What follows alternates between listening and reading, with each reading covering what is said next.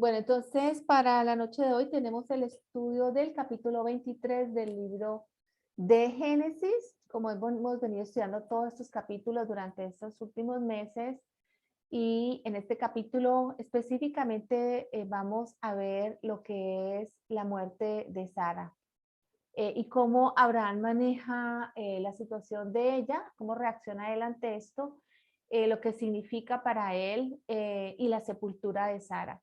Si alcanzamos con el tiempo, podemos ver algunos versículos del siguiente capítulo para adelantar un poquito el capítulo 24.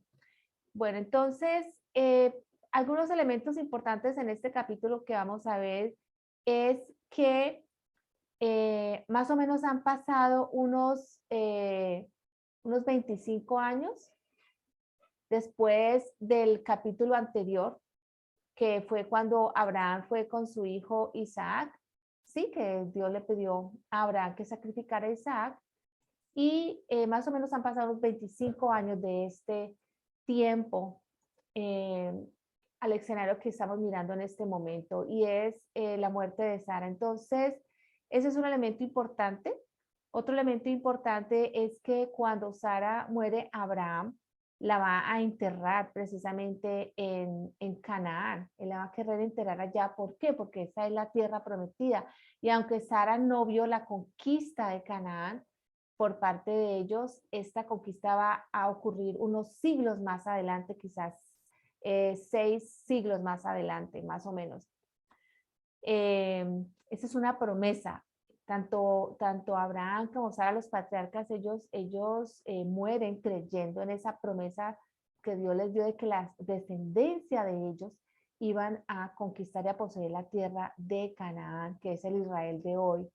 Otro elemento importante que vamos a ver aquí en este capítulo es la compra que hace de la heredad Abraham a Efrón en medio del pueblo, esa tierra de allí donde él compra una tierra para la sepultura.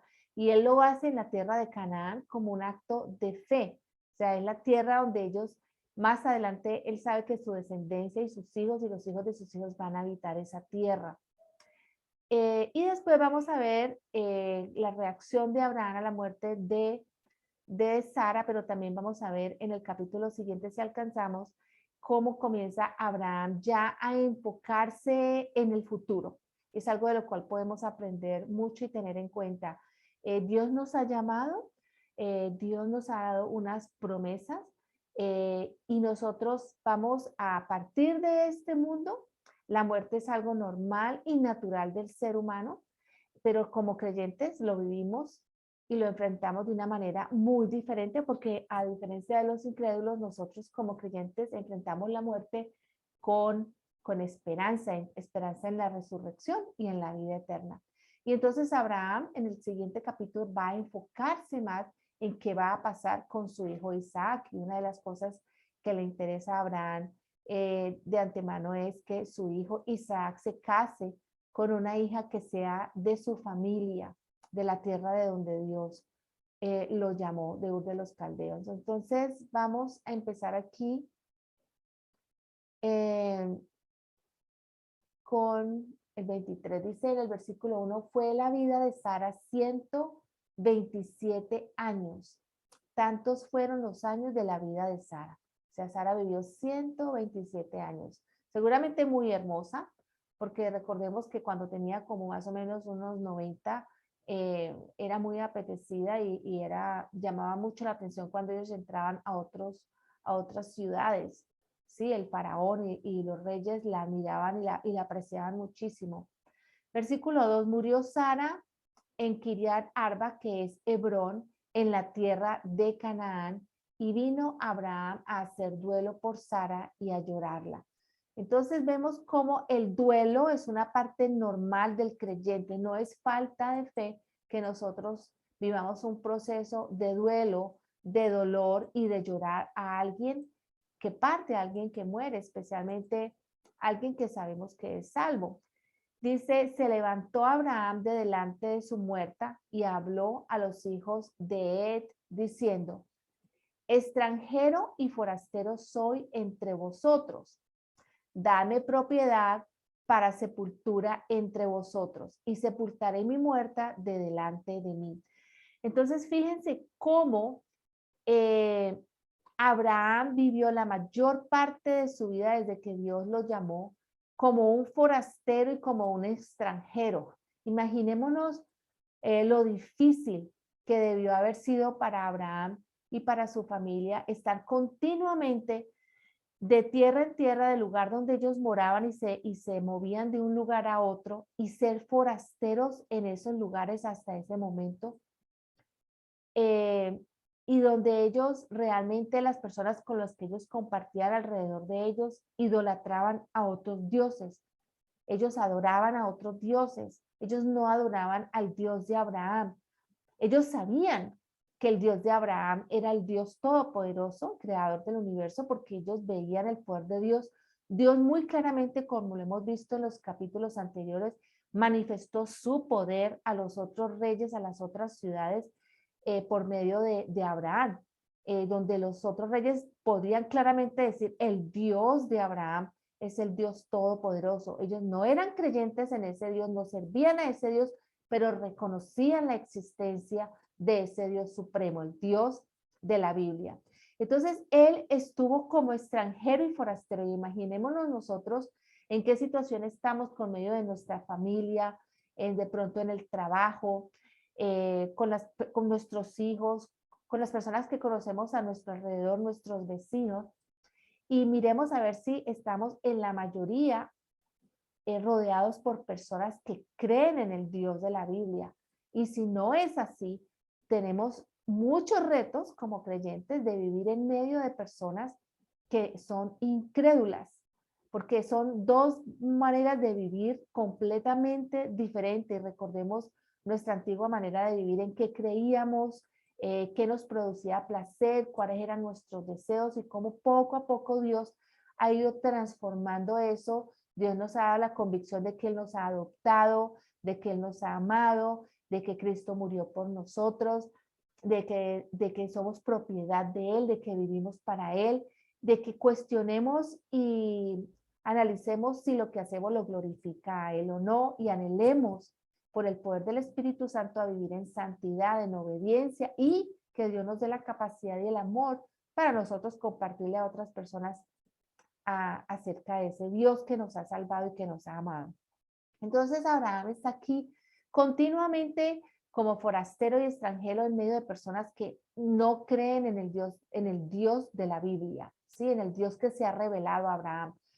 Respondieron los hijos de Ed a Abraham y le dijeron, óyenos, Señor nuestro, eres un príncipe de Dios entre nosotros. Entonces, fíjense cómo estas personas que no son creyentes pueden reconocer quién es Abraham y le dan el nombre y la categoría de príncipe, no como un príncipe guerrero y poderoso para conquistar, porque no lo hizo y de verdad Dios no lo había llamado a hacer eso, pero sí un príncipe como un varón de Dios por sus principios, por sus valores, por su conducta y porque veían el poder y la gracia y la misericordia y todo lo que Dios manifestaba su poder por medio de Abraham.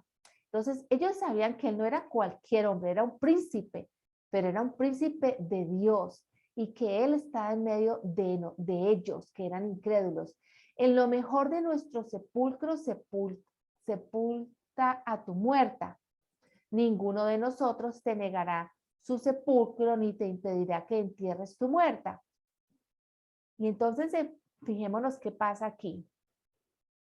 Que Abraham se levanta y se inclina al pueblo de aquella tierra, a los hijos de él, y les habla diciendo, si tenéis voluntad de que yo sepulte mi muerta de delante de mí, oídme e interceded por mí con Efrón, hijo de Zoar, ¿sí? Que era muy poderoso en esa tierra, para que me dé la cueva de Macpela que tiene al extremo de su heredad, que por su justo precio me la dé para posesión de sepultura en medio de vosotros. Entonces, lo que está aquí Abraham diciendo es, yo les estoy pidiendo una tierra, pero no se las estoy pidiendo gratis.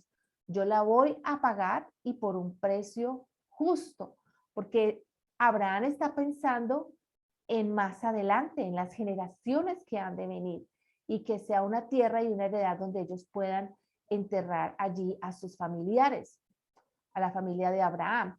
Este Efrón estaba entre los hijos de Ed, y respondió Efrón eteo a Abraham en presencia de los hijos de Ed, de todos los que entraban por la puerta de su ciudad, diciendo: Señor mío, refiriéndose a Abraham, óyeme, te doy la heredad, ¿sí? Te la regalo. Y te doy también la cueva que está en ella. En presencia de los hijos de mi pueblo te la doy, sepulta tu muerta. Entonces, fíjense cómo en medio de unas personas que por naturaleza eran hostiles, cómo ellos reaccionan y tratan a Abraham, lo reconocen como príncipe y tienen la intención, muy buena intención, de darle la heredad o esa tierra que él está pidiendo. Pero entonces, ¿qué hace Abraham? Abraham piensa muy bien, porque él piensa a un futuro. Si hoy se la regalan y él la acepta, mañana estas personas pueden fallecer y los hijos de ellos pueden quitársela, ¿sí? Entonces Abraham ya está pensando, y así debemos nosotros pensar como creyentes.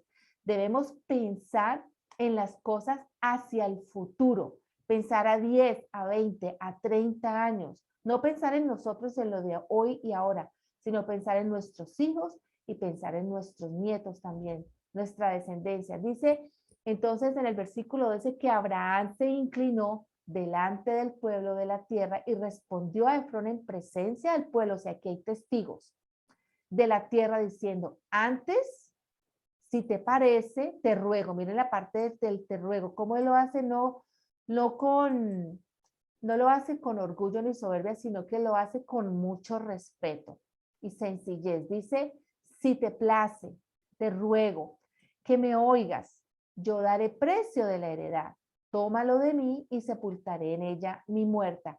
Vemos de nuevo que Abraham, como lo hemos visto anteriormente en los relatos de los otros capítulos, Abraham tiene claro qué va a hacer, cómo lo va a hacer y por qué lo va a hacer. Él tiene sabiduría de Dios y él es líder. Continuamente Abraham demuestra su liderazgo como un hombre sabio, como un hombre que está lleno del conocimiento de Dios y que piensa hacia el futuro, no está pensando en el momento. Otra persona diría: tan bobo Abraham.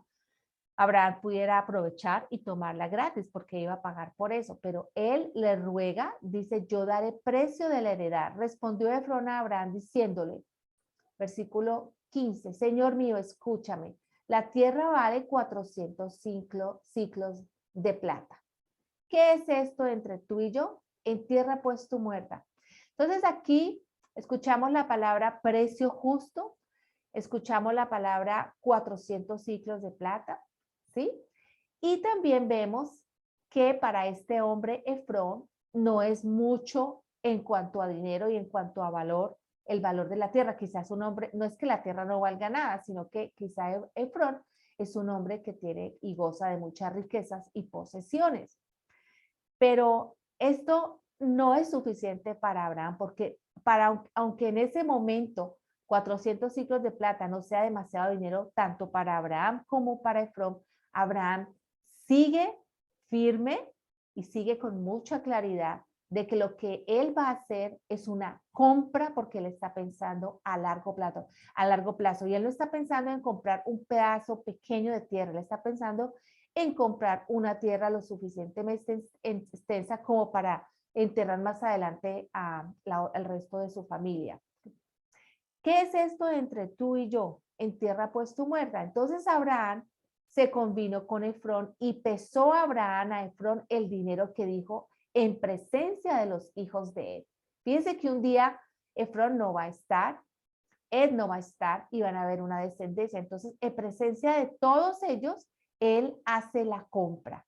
Miremos esto y pensemos cómo en nuestra vida es muy importante que estos asuntos de dineros, de propiedades, de terrenos, es muy importante que nosotros hagamos las cosas legalmente, con el precio justo, que paguemos lo que vale, ¿sí? Y que pensemos a largo plazo, de nuevo lo repito. Entonces, Abraham pesó el dinero. Cuando él está respondiendo, le está diciendo, esto no vale nada, le está diciendo al mismo tiempo cuánto vale la tierra. Y Abraham lo toma en serio y dice que pesó Abraham a Efrón el dinero que dijo Efrón. Efrón fue quien puso el precio de la tierra y Abraham lo pagó. En presencia de los hijos de él, 400 ciclos de plata de buena ley entre mercaderes. Y quedó la heredad de Efrón que estaba en Macpela, al oriente de Manre, la heredad con la cueva que estaba en ella, con los árboles que había en la heredad y todos sus contornos. Imaginémonos que esto no era un pedazo pequeño, sino un pedazo lo suficientemente grande donde iba a ser enterrada no solamente Sara, sino también los otros miembros de la familia. Versículo 18, como propiedad de Abraham, en presencia de los hijos de él y todos los que entraban por la puerta de la ciudad. Entonces queda oficialmente este terreno, esta heredad, como una propiedad de Abraham. Después de esto sepultó Abraham a Sara, su mujer, en la cueva de la heredad de Macpela, al oriente de Manre, que es Hebrón, en la tierra de Canaán. Y quedó la heredad y la cueva que en ella había de Abraham, como una posesión para sepultura. O sea, este terreno fue destinado, ¿para qué? Para sepultura. Esa fue la destinación que le dieron a ese terreno, recibida de los hijos de él. Y vamos a pasar al capítulo 24. Pero antes de pasar al capítulo 24, quería leerles aquí algo que dice el autor Evis Carballosa, que lo hemos estado mirando durante todo este estudio. Leerles un poco acerca de la introducción que él hace a este capítulo 23.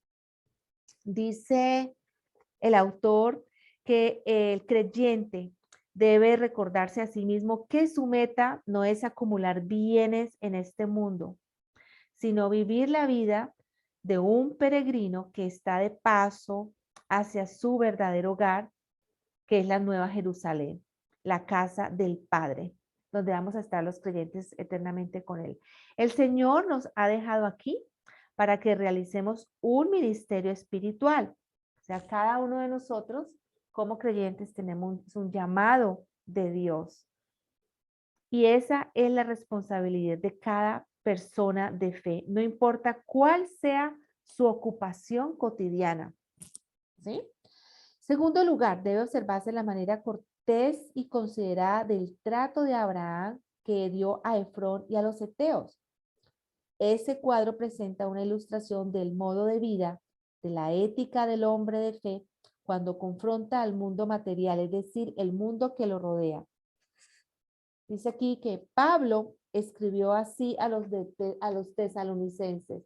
Vamos a mirar aquí en Tesalonicenses lo que Pablo escribió y dice aquí dice Tesalonicenses capítulo 4, dice la venida del Señor. Tampoco queremos, hermanos, que ignoréis acerca de los que duermen, es decir, los que duermen se refiere a los que están muertos físicamente, pero no espiritualmente, para que no os entristezcáis como los otros que no tienen esperanza. ¿Quiénes son estos otros? Son los incrédulos, las personas que no tienen a Dios, que no tienen a Cristo, no tienen esperanza en la vida eterna.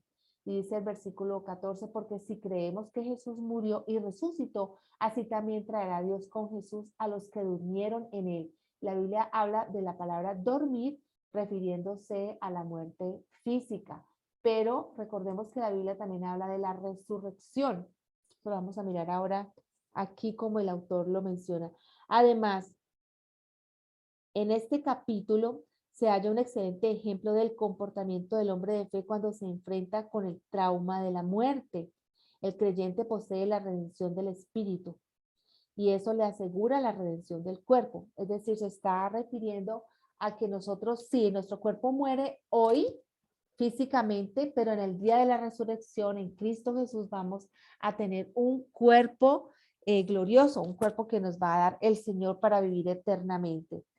Entonces, dice, el creyente posee la redención del espíritu, es asegura la redención del cuerpo, pero aunque ahora tenemos la redención del espíritu, la del cuerpo, aguarda la segunda venida de Cristo, como dice Romanos 8:23.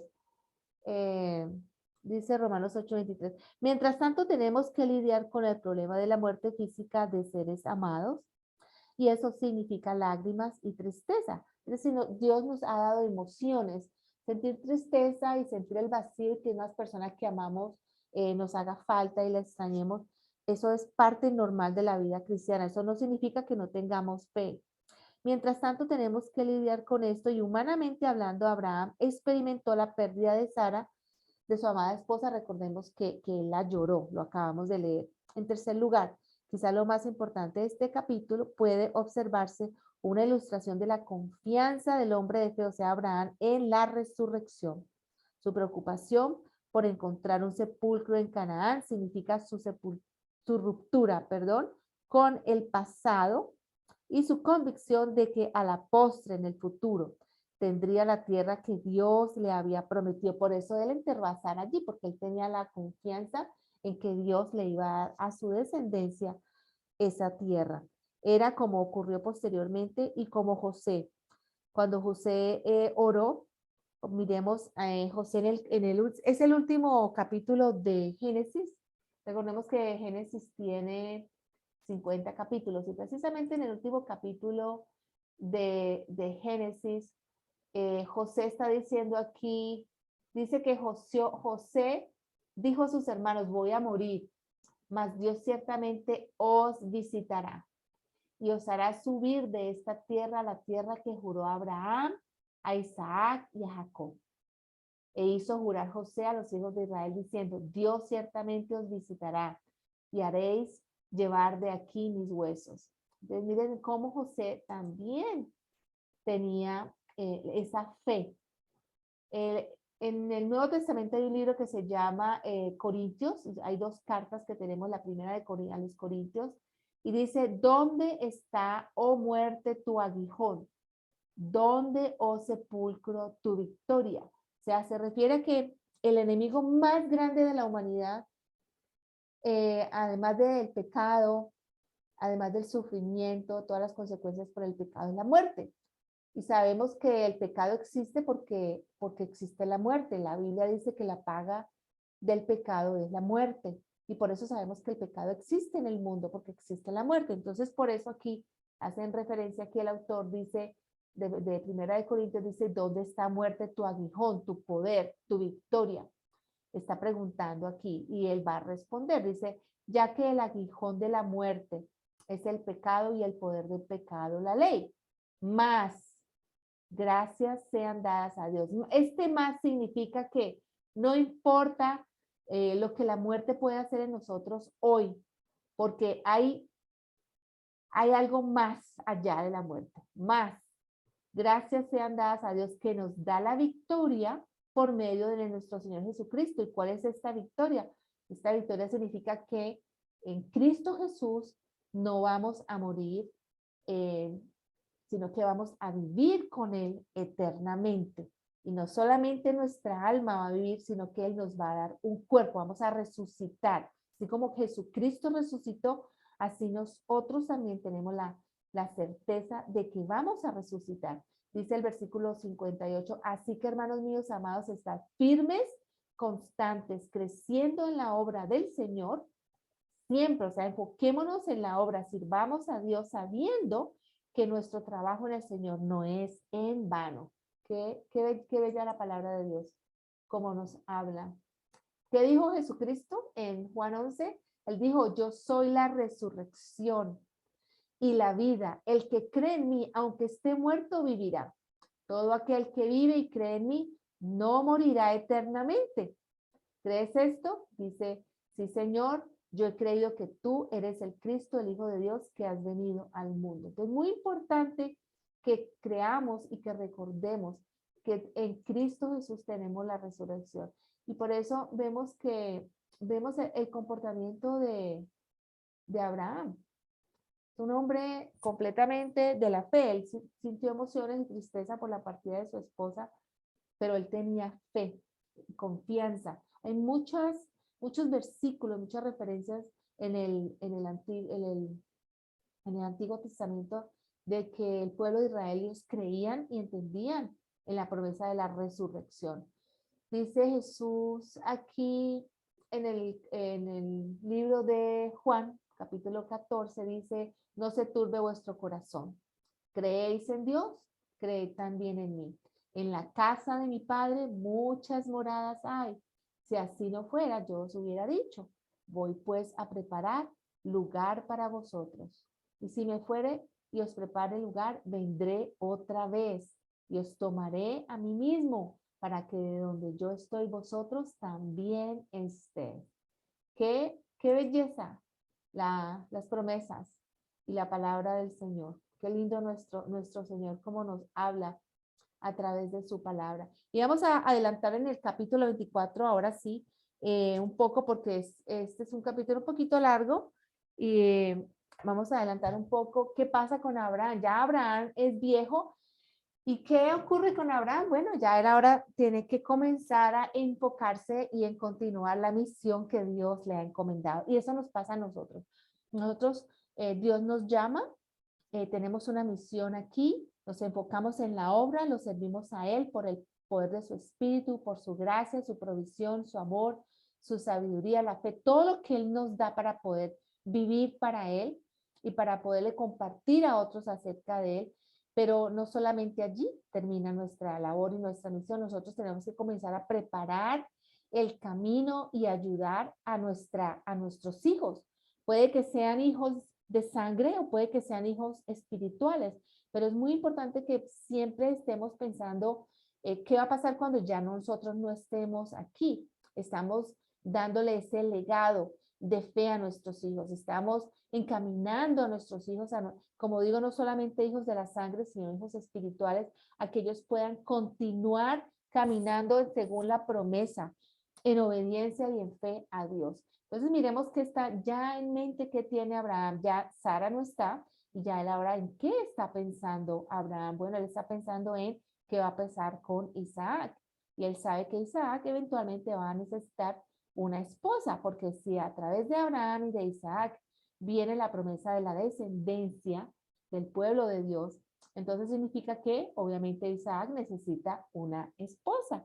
Y es precisamente aquí donde vamos a adelantarnos un poquito en el capítulo 24 para que veamos cómo ya Abraham está pensando qué va a hacer. Obviamente Abraham, guiado por Dios, él ora a Dios, él es bendecido, ungido y guiado por Jehová.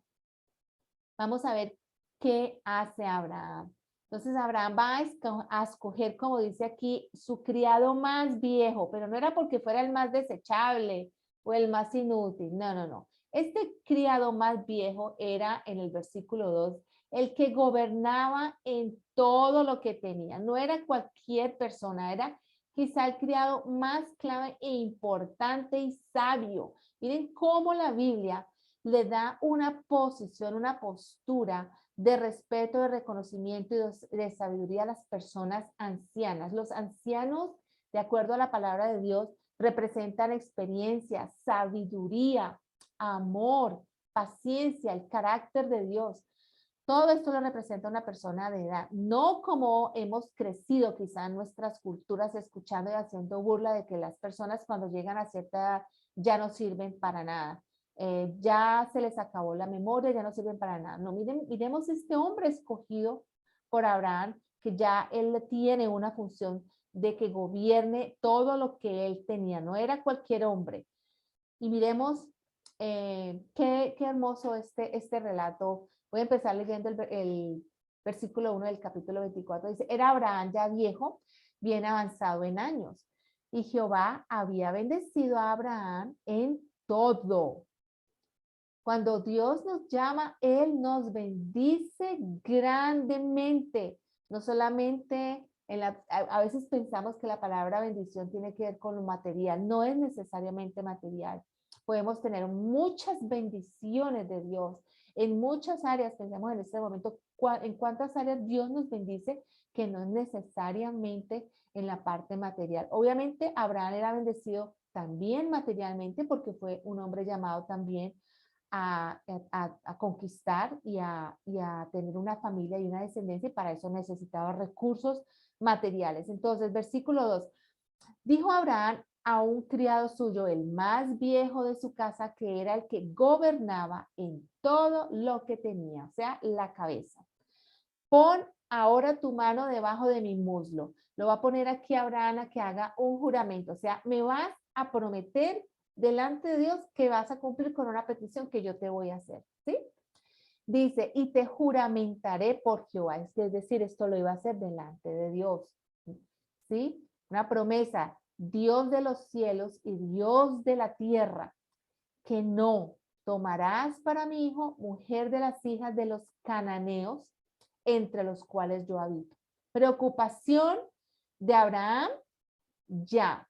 Pero no solamente Abraham queda en el nivel de, oh, me preocupa lo que va a suceder, sino qué voy a hacer al respecto. Entonces, es muy importante que entendamos que sí, Dios es soberano, pero Dios nos ha colocado a cada uno de nosotros en una posición de autoridad, en una posición de liderazgo, en una capacidad de tomar recursos y de tomar decisiones y ponerlos para el uso del cumplimiento de los propósitos de Dios. Y él con esta claridad dice, no quiero que mi hijo se case con un cananeo. ¿Por qué no quería que se casara con ningún cananeo? Porque dentro de esta tierra había mucho paganismo, y no era que no hubiera paganismo en la región de donde él venía, sino que cuando Isaac va a tener una esposa dentro de la familia de Abraham, entonces van a haber muchas similitudes, muchas cosas más en común, y va a ser mucho más fácil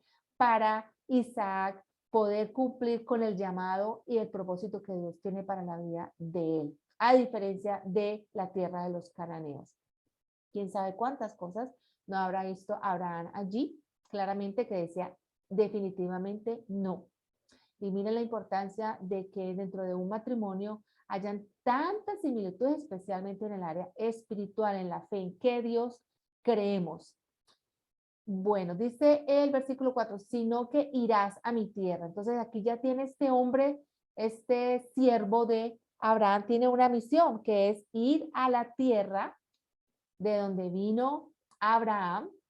Recordemos que era Mesopotamia, a la parentela, no solamente a la tierra, sino donde la familia de Abraham, y tomar mujer para mi hijo Isaac. Tengamos cuidado con no interpretar este tomarás como que fue algo a la fuerza, porque vamos a mirar en el próximo estudio que esta mujer, que es Rebeca, ella tiene la opción de decir sí o no. Ella decide, ¿sí? No es que ella haya sido tomada a la fuerza. Este tomará significa vas a escoger, vas a ir y vas a seleccionar. Y eso lo debemos hacer intencionalmente. Si una persona está pensando en matrimonio, una persona soltera o una persona divorciada, una persona viuda, está pensando en matrimonio, es muy importante que comience a hacer un perfil, una lista de cuáles son estos aspectos definitivos, tanto en el esposo o en la esposa, que son claves y no negociables. Algunas otras cosas son negociables, pero hay cosas básicas que no podemos negociar, ¿sí? Y esta era una de ellas. Era importante que fuera de la tierra de Abraham y de la parentela familiar. Y vamos a ver que Rebeca eventualmente es familiar de Abraham. Versículo 5, el criado le respondió, quizá la mujer no querrá venir en pos de mí a esta tierra, y él tenía la razón. O sea, ¿qué pasaría en el caso en que él escoja a una chica? O sea, no hay nada de malo en uno decir, esta persona me parece la candidata o la persona perfecta, pero no significa que esta persona lo tenga que aceptar, ¿sí? Podemos quizá poner en nuestros ojos o nuestra mira en alguien que consideramos idóneo, pero de todas maneras tiene que ser mutuo, ¿sí? La Biblia no fuerza, no es bíblico que decir que los hombres forzaban a la mujer, o sea, que ella estaba en libertad de ir o no a donde Abraham con su siervo. ¿Volveré? Le pregunta entonces el siervo. Fíjense que aquí este es un hombre sabio que le están encomendando una misión, él no arrancó, se fue con los camellos sin hacer ninguna pregunta. Él está haciendo preguntas claves y súper importantes. ¿Y por qué este siervo hace preguntas claves y cruciales a Abraham? Muy importante que nos hagamos esta pregunta. Porque este siervo toma muy en serio el Dios de Abraham. Fijémonos que en este versículo, en este capítulo, perdón, 24, aquí el protagonista no es Abraham, no es el siervo, no es Isaac, no es Rebeca. Aquí el protagonista en este capítulo es Dios. Vamos a mirar por qué. Dice, volveré pues tu hijo a la tierra de donde saliste. O sea, esto se llama clarificación. Esto se llama comunicación. Una persona que está en una posición de liderazgo, una persona que está en posición de autoridad, tiene que siempre tener claridad y clarificar cuál es la misión y qué es lo que debe hacer. ¿Sí? Muy importante que busquemos siempre la clarificación. Abraham le dijo, guárdate que no vuelvas a mi hijo allá. Entonces le está diciendo a Abraham que absolutamente no te vas a llevar a mi hijo para la tierra de donde yo fui, para Mesopotamia. No lo vas a regresar a él allá. Ya está pensando obviamente Abraham en que él no va a estar, que él va a morir pronto, ¿sí? Entonces dice en el versículo 7, Jehová Dios de los cielos, que me tomó de la casa de mi padre y de la tierra de mi parentela, y me habló y me juró diciendo, a tu descendencia daré esta tierra, él enviará su ángel delante de ti, y tú traerás de allá mujer para mi hijo. Fíjense que esto no es algo aislado, no es un evento aislado, ni único, ni separado que ocurre en los relatos bíblicos. Esto es algo muy común, que el ángel del Señor marche delante de alguien con una misión y un propósito y un plan que ya Dios ha preestablecido. Es más, esto diría yo es el singular, el particular, es exactamente lo que ocurre cada vez que hay una misión. Cuando vamos a una misión, cuando tenemos algo que Dios nos ha encomendado hacer, es muy importante que siempre pidamos la presencia de Dios, que Él esté con nosotros. Y dice aquí con mucha seguridad Abraham, le está diciendo a su siervo que Jehová, quien lo tomó de la tierra, de la casa de su padre, de su parentela, le juró, y no solamente le juró, le ha probado una y otra vez y otra vez y otra vez a Abraham y a todas las regiones de allí que Dios está con él, ¿sí? Y le está diciendo que él va a enviar a su ángel delante de quién, delante del siervo, y tú traerás de allá mujer para mi hijo. Algunos estudiosos de la Biblia, algunos pastores, quizá maestros, les gusta hacer esta analogía de que el siervo es casi como una similitud o una ilustración con la iglesia de Cristo, ¿sí? O sea, Dios como iglesia de Cristo, Dios nos ha encomendado a que traigamos a la novia, al Padre. ¿Quién es la novia? La iglesia. A que compartamos el evangelio, a que evangelicemos y a que hagamos discipulado a otras personas. La iglesia de Cristo es el pueblo de Dios. La iglesia de Cristo es la novia y va a ser la esposa en las bodas del Cordero. Entonces, algunos pastores, como les decía, les gusta hacer esta similitud, ¿sí? Dice versículo 8, y si la mujer no quisiese venir en pos de ti, serás libre de este mi juramento. Fíjense.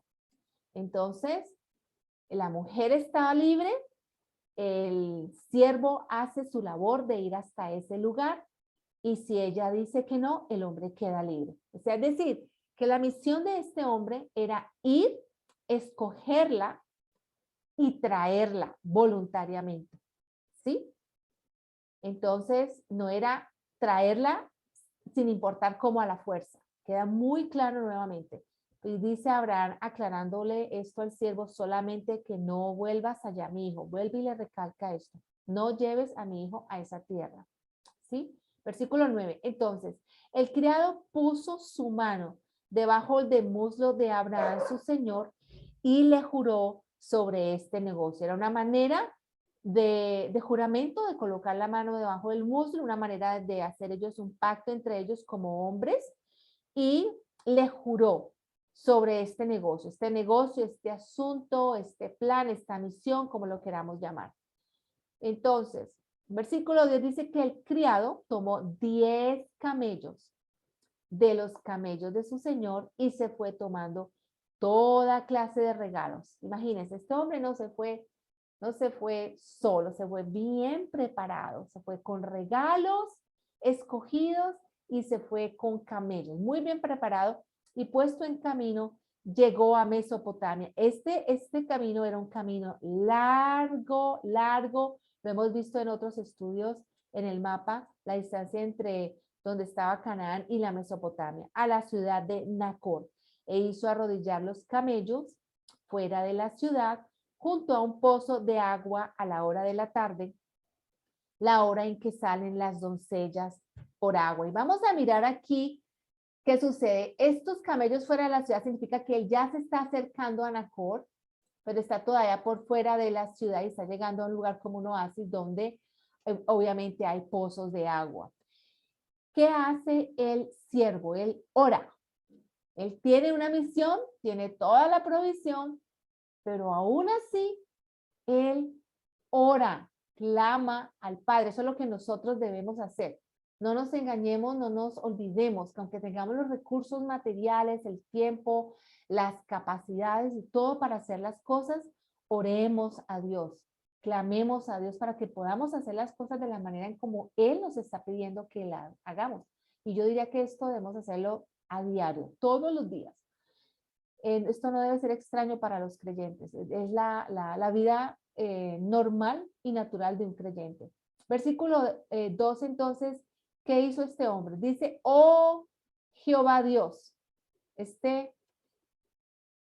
oh Jehová Dios, es un clamor, es una súplica. Dice, Dios de mi señor Abraham, dame, te ruego, el tener hoy buen encuentro y haz misericordia con mi señor Abraham. Fíjense cómo este siervo ha tomado tan en serio la misión que él entiende que él tiene que llevarle al hijo de Abraham, para Isaac, una esposa escogida por Dios.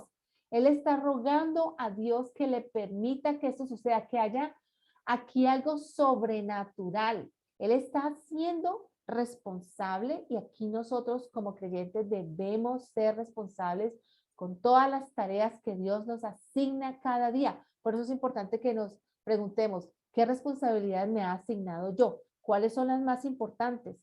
Y debo pedirle a Dios que me dé los recursos y la capacidad para poderlas cumplir.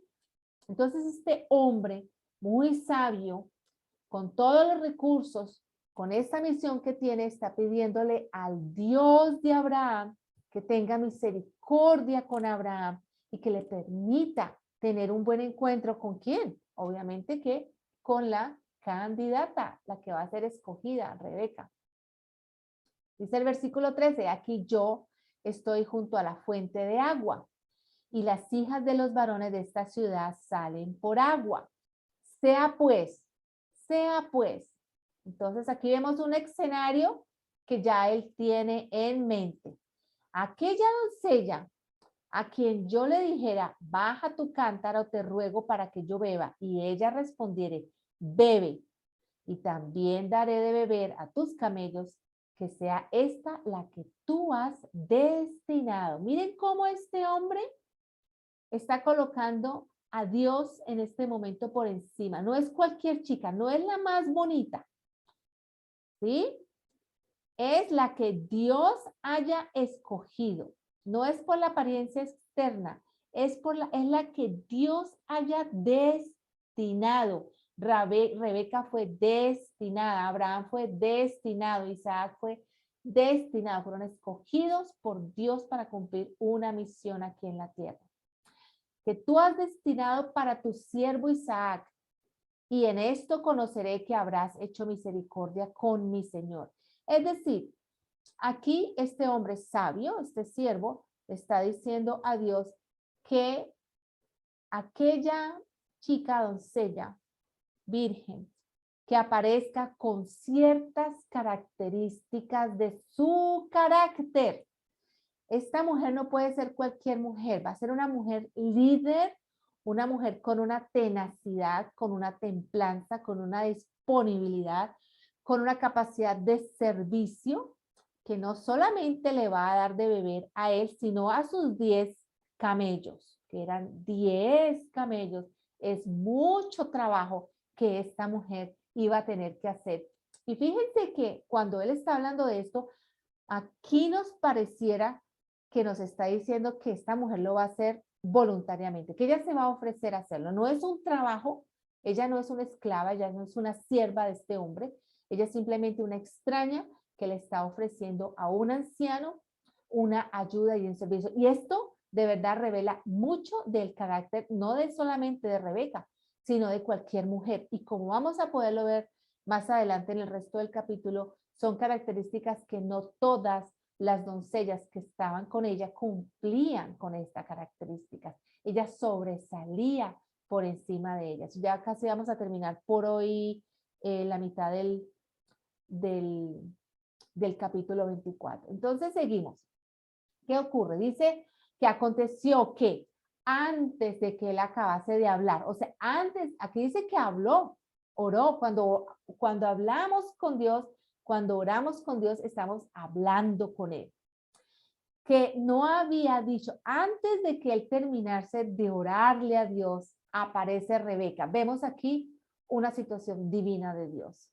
Vemos que por divinidad, por supremacía de Dios, aparece Rebeca. No fue un accidente que apareciera Rebeca, pero no solamente eso, sino que a mi manera de ver, ella ya era una líder, ella iba adelante, ella era de las que llevaba adelante, era una sierva por naturaleza, una mujer con tenacidad, con capacidad de servicio, ¿sí? Dice que había nacido a Betuel, hijo de Milca, mujer de Nacor, hermano de Abraham. O sea, Nacor era hermano de Abraham, y vamos a ver que más adelante la llaman que es hija de Nacor, pero en realidad ella es la nieta de Nacor, porque ella viene siendo hija de Betuel y Betuel hijo de Nacor.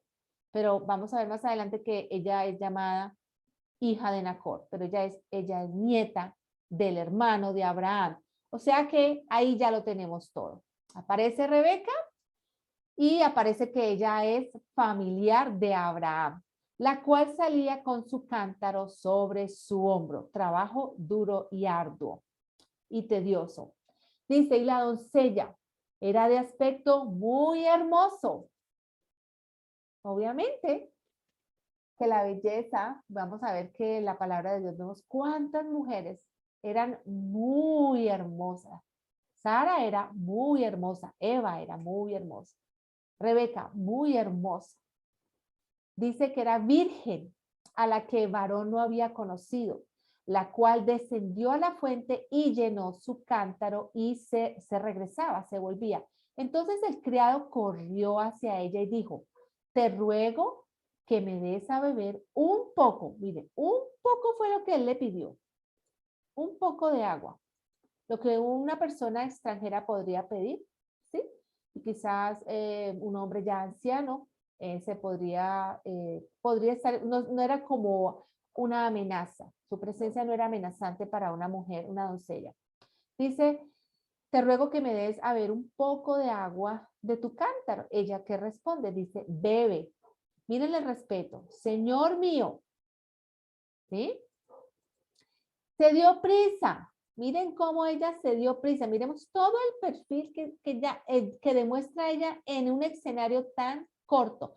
Muchas veces podemos identificar el carácter de una persona en un escenario muy corto. Podemos mirar muchas cosas.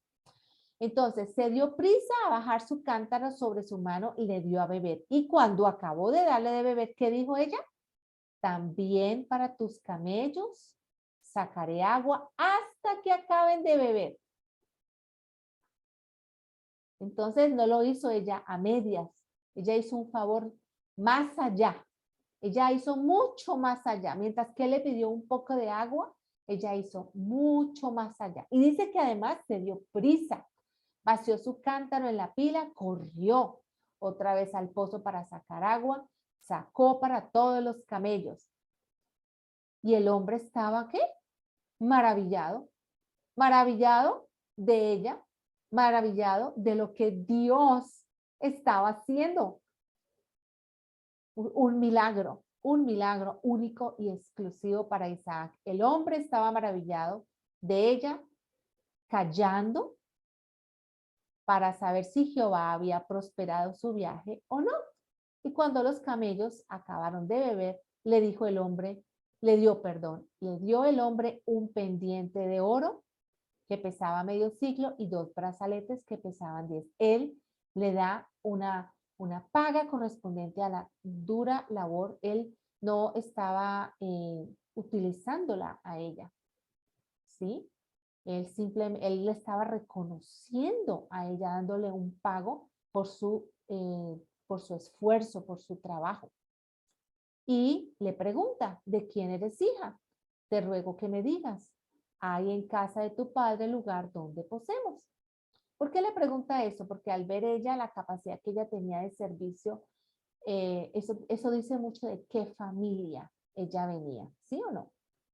Entonces, en el 24 dice, ella responde, soy hija de Betuel, hijo de Milca, el cual ella dio a luz a Nacor. Y añadió, también hay en nuestra casa paja, mucho forraje y lugar para posar. Eso era común en esa época, no habían hoteles, sino que esas personas que pasaban de viaje se hospedaban en otros lugares donde algunas personas los podían recibir. El hombre entonces se inclinó y adoró a Jehová. ¡Qué belleza! Inmediatamente que esto sucedió, él le hace un reconocimiento de gratitud, de adoración a Dios. Y dijo, bendito, bendito sea Jehová, Dios de mi amo Abraham, que no apartó de mi mano su misericordia y su verdad, guiándome Jehová. Miren qué belleza, guiándome. La sabiduría no viene sola. Dios nos da la sabiduría. Él nos guía, dependemos de Él. Guiándome Jehová en el camino a casa de los hermanos de mi amo. Y la doncella corrió nuevamente. Esa mujer corría todo el tiempo. ¡Qué energía! Corrió e hizo saber en casa de su madre estas cosas. Y vamos a parar hasta aquí. Obviamente continuamos el versículo 24 en el próximo estudio, porque este capítulo 24 tiene más de 67 versículos. Por eso quería adelantar parte del 24. Sé que dejamos hasta aquí por hoy y continuamos con el capítulo 24 en el próximo estudio.